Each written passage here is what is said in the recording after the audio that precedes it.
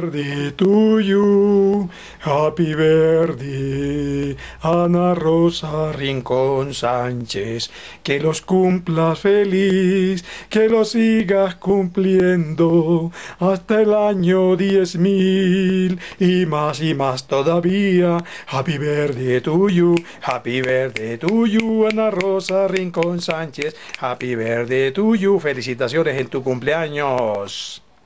Hola, mi querida madre, Ana Rosa Rincón Sánchez. Aquí está el hijo de tus entrañas que tanto te quiere, te ama y te adora. Saludo cordial también para mi querido y amado padre, Urbano Payares Ropero, el insigne terrateniente del Filo Coto, que queremos todos igual que a ti, que te amamos, toda la familia. Un saludo muy especial y unas felicitaciones muy especiales en este cumpleaños. Este cumpleaños es el final de un ciclo y el comienzo de uno mejor. Es como el año nuevo personal tuyo, porque ese día naciste, ese día comenzaste tu vida en el mundo.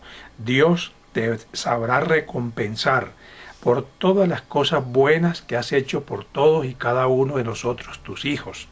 Por eso tenemos una gratitud inmensa, grande, y desde luego, pues tampoco tenemos cómo pagarte y cómo devolverte tanto amor, tantos cuidados, tantos cariños que tú y mi Padre nos has dado a nosotros.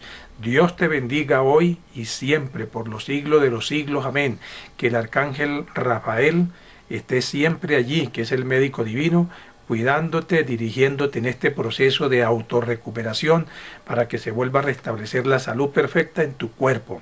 Acuérdate que cada alimento, cada bebida que tomes es precisamente la medicina que va a restablecer nuevas células en tu cuerpo para que la presencia de Dios, del Espíritu Divino, esté en tu alma, esté en tu cuerpo físico, en tus órganos y en todos tus sistemas biológicos. Porque tú tienes la vida por delante y tienes una misión que cumplir, que has estado cumpliendo con mucho éxito, con mucho cariño y con mucha alegría.